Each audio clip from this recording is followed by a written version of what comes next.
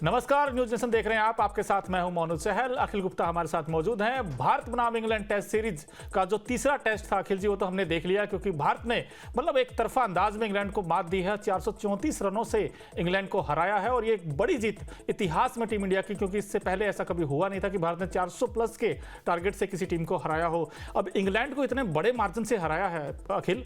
अब उसके बाद भी मतलब इस करारी हार, उसके बाद कैप्टन इंग्लिश बेन स्टोक्स की टीम इंडिया को एक ललकार क्या है वो भी हम आपको इस वीडियो में बताएंगे। लेकिन सबसे पहले यार, बेन स्टोक्स ने जो कहा है अखिल जी, उन्होंने कहा है कि हम पलटवार करेंगे, हम कमबैक करेंगे। आपको लगता है क्या इंग्लैंड कमबैक करेगा?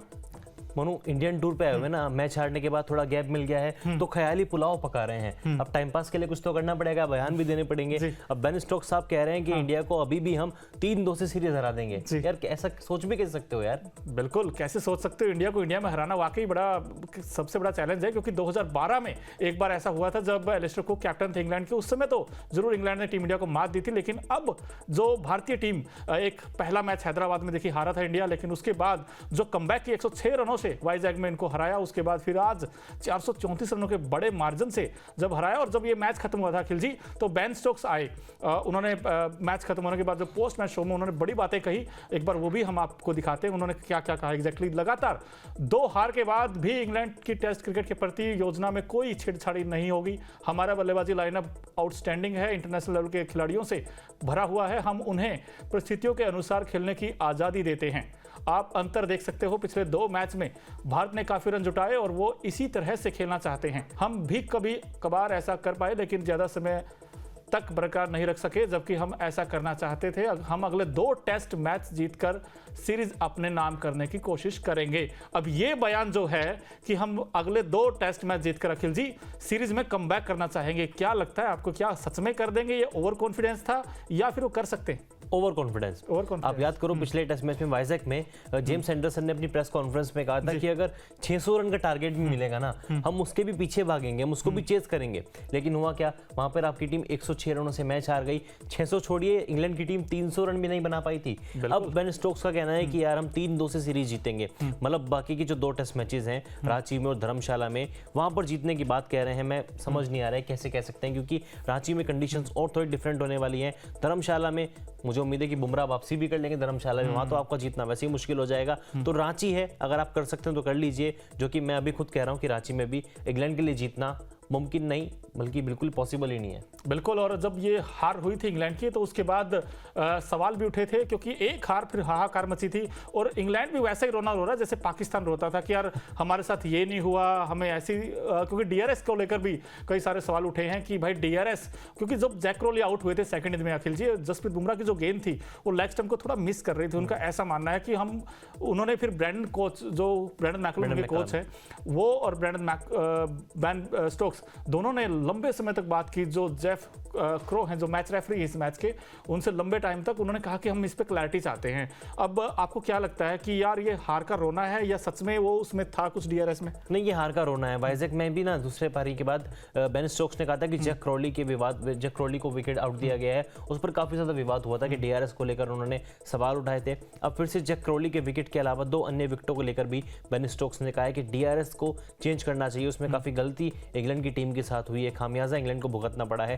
आईसीसी के ऊपर भी उन्होंने एक तरह से आरोप लगाया है। लेकिन मैं कहूंगा मोनू, ये हार का रोना है। और बड़ा सही एग्जांपल आपने दिया कि पाकिस्तान क्रिकेट टीम भी ऐसा ही करती है, वर्ल्ड कप में भी उन्होंने ऐसा ही किया। अब इंग्लैंड क्रिकेट टीम उसको दोहरा रही है, जो कि प्रॉपर जेंटलमैन की तरह क्रिकेट खेलते हैं यार। इतना अच्छा उनका कोचिंग स्टाफ है, खुद उनका कैप्टन इतने अच्छे उच्च स्तरीय कैप्टन है, उसके बाद इस तरीके का बयान सामने आना वाकई में बेबुनियाद है, बेतरीका है, बेतुका बयान है। बिल्कुल। हालांकि उन्होंने कहा कि 3 डीआरएस हमारे खिलाफ गए हैं। अब उन्होंने ये बात कही है कि हम चाहते हैं इस पर क्लैरिटी हो। ये तो खैर देखिए, क्लैरिटी तो मिल जाएगी, लेकिन क्या इस सीरीज में क्लैरिटी मिलेगी उनको? क्योंकि सीरीज को जीतना चाहते हैं और इसमें एक अच्छी खबर निकल कर आई इंग्लैंड के पॉइंट ऑफ व्यू से देखें तो अखिल जी, अब बेन स्टोक्स बॉलिंग कर सकते हैं उनकी टीम के लिए। पिछले 8 महीने से उन्होंने गेंदबाजी नहीं की थी, आपको याद होगा, क्योंकि बेन स्टोक्स को घुटने की सर्जरी हुई थी और जिसके बाद वर्ल्ड कप 2023 में उन्होंने गेंदबाजी नहीं की थी। लेकिन अब इस सीरीज की, क्योंकि डिसाइडर मैच होगा रांची में जो 23 फरवरी से खेला जाएगा, तो बॉलिंग करना बेन स्टोक्स का, और वो भी ऐसे समय में जब अखिल जी उनकी जो इफेक्टिव गेंदबाजी थी उनकी एक समय, लेकिन अब तो स्पिन गेंदबाजी बिल्कुल बेदम नजर आई है,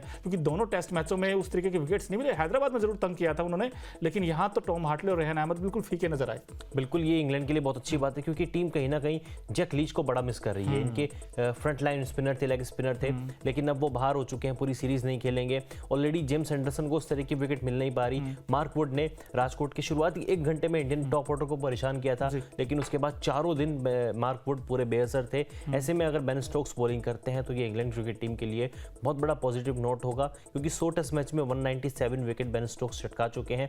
और वाकई में अगर वो मिडिल ओवर्स में आके बॉलिंग करेंगे, स्लो ओवर में डालते हैं, मीडियम गति की पेसर है उनका, मुझे उम्मीद है कि इंग्लैंड को इसका फायदा मिलेगा।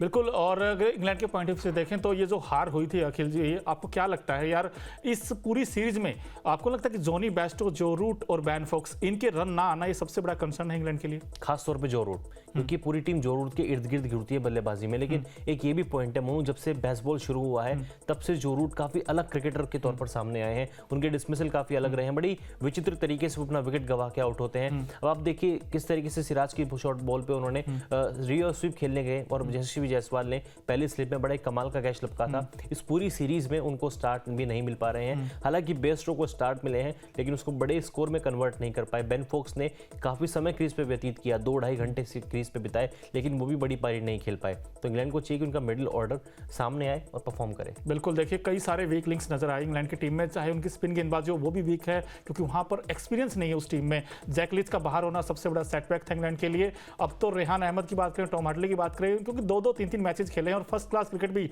उतना एक्सपीरियंस नहीं है इन दोनों गेंदबाजों के पास। और साथ ही साथ तेज गेंदबाजी की जब बात आती है तो एंडरसन और मार्क वुड को भी विकेट नहीं मिले थे जब ये मैच खेला गया था राजकोट में। तो ऐसे में और अब जो मिडिल ऑर्डर जब आता है नंबर 4, नंबर 5, नंबर 6, ये सबसे बड़ा कंसर्न है इंग्लैंड की टीम के लिए। लेकिन अब ये क्या कमबैक कर पाएंगे, क्योंकि वीक लिंक्स तो बहुत सारे हैं। लेकिन एक तरफ देखिए हमने इंग्लैंड की बात की, लेकिन टीम इंडिया की बात करना भी बेहद जरूरी है, क्योंकि भारतीय टीम ने जो परफॉर्मेंस दिया अखिल जी, ऑलराउंडर परफॉर्मेंस टीम इंडिया का। यार बैटिंग देख लीजिए, वहां भी डोमिनेट किया, बॉलिंग में डोमिनेंस दिखा। सबसे पहले बात, एक सबसे बड़ा एक्सपेक्टर टीम इंडिया के यशस्वी जायसवाल 2 बार वो ऐसा कारनामा कर चुके कि दोहरा 100 लगाया है उन्होंने। और इस बार तो जो डबल सेंचुरी आई थी अखिल जी, आउट ही नहीं हुए, 214 बना गए, नॉट आउट रहे।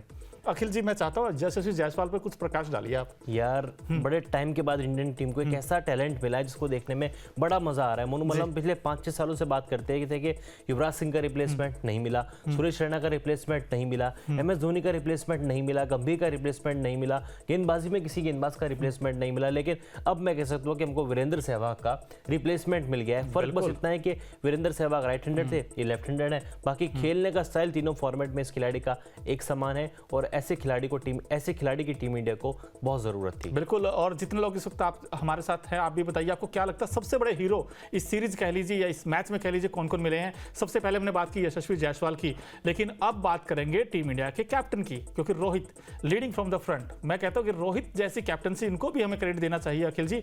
जैसे उन्होंने बॉलिंग रोटेशन किया है, हमने राजकोट में जिस तरीके से बॉलिंग, क्योंकि अश्विन नहीं थे वहां, और बैटिंग में तो उन्होंने बल्ले बल्ले कर दी, क्योंकि सेकंड इनिंग में हालांकि उन्होंने 19 रन ही बनाए, लेकिन फर्स्ट इनिंग में 131 बनाए थे, वो कमाल की पारी थी। और रोहित की जब तक हम लोग बात कर रहे हैं कि रोहित इस तरीके का खिलाड़ी, और ये जो एक अलग से उन्होंने बदली है, क्योंकि सवाल इनके ऊपर भी उठे थे कि कैप्टनसी तो ठीक है लेकिन अब बैट से रन कब बनाएंगे रोहित, लेकिन अब तो बैट से बना दिए। अब बैट से भी बना दिए। वही है ना, जब टीम जीतती है, जब टीम एकजुट होकर परफॉर्म करती है तो कप्तान भी अंदर एक हौसला जागता है। वो उनका राजकोट टेस्ट की पहली पारी में नजर आया। अब देखिए 33 पर 3 हो चुके थे, वहां पर अगर रोहित शर्मा की वही फॉर्म बरकरार रहती तो शायद टीम इंडिया 150 के अंदर या फिर 100 रन के अंदर भी ऑल आउट हो सकती थी। लेकिन वहां पर रोहित शर्मा को पता था कि इस टीम में विराट कोहली नहीं है, KL राहुल नहीं है, श्रेयस अय्यर नहीं है, मिडिल ऑर्डर एकदम इनएक्सपीरियंस है। केवल रजत पाटीदार है जिनके पास 1 मैच का अनुभव है, केवल 1 मैच का। विकेट कीपर भी हमारा डेब्यूटेंट था। ऐसे में सामने निकल कर आए, पारी को संभाला, एक दोहरा शतक की साझेदारी हुई जडेजा के साथ, वहां से वो दिख रहा था एक्सपीरियंस की कप्तानी पारी रोहित शर्मा ने खेली है। बिल्कुल, वो बड़ी क्रूशल पार्टनरशिप थी 204 रनों की, जिसमें रोहित और जडेजा ने वो पार्टनरशिप की, क्योंकि 33 पर 3 होने के बाद जो कमबैक किया टीम इंडिया ने वो कमाल का। लेकिन एक ये बड़ा पॉजिटिव टीम इंडिया के लिए हो सकता है रांची टेस्ट में KL राहुल का कमबैक हो जाए। अब ये सबसे बड़ी खबर है टीम इंडिया के लिए। लेकिन KL राहुल अखिल जी आएंगे जरूर, लेकिन किसकी जगह आएंगे ये सबसे बड़ा सवाल। आपको क्या लगता है कौन बाहर जाएगा? रजत पाटीदार। अगर KL राहुल आएंगे तो रजत पाटीदार को उनके लिए जगह खाली करनी पड़ेगी। लेकिन रजत पाटीदार को ड्रॉप कहना बड़ा गलत होगा, क्योंकि 2 मैच के आधार पर आप किसी प्लेयर को जज नहीं कर सकते। लेकिन शुरुआती दोनों टेस्ट मैचेस में, मतलब वाइजैक में और राजकोट में, पाटीदार का बल्ला नहीं चला है यार। 2 पारियों की 4 पारियों में केवल 46 रन। बिल्कुल, ये सवाल रजत पाटीदार पे भी होगा। और टीम इंडिया की प्लेइंग 11 क्या हो सकती है, क्योंकि जसप्रीत बुमराह की भी खबर आई है कि उनको भी हो सकता है रेस्ट दिया जाएगा रांची टेस्ट में। तो ऐसे में जसप्रीत बुमराह और KL राहुल, ये दोनों खिलाड़ी शायद हो सकता है मिस करें, लेकिन KL राहुल का टीम इंडिया में में कमबैक होगा। अब जो दूसरे सीमर वो कौन होंगे ये भी सबसे बड़ा सवाल रहेगा। लेकिन फिलहाल हमने आपको 2-3 ऐसे पॉइंट्स बताए, टीम इंडिया के हीरो आपको बताए। आपको क्या लगता है रांची टेस्ट में क्या हो सकती है टीम इंडिया की प्लेइंग 11, वो भी हमें कमेंट बॉक्स में जरूर बताइए। और अभी तक अगर आपने न्यूज़ इंसान स्पोर्ट्स को सब्सक्राइब नहीं किया है तो जल्द से जल्द कर लीजिए।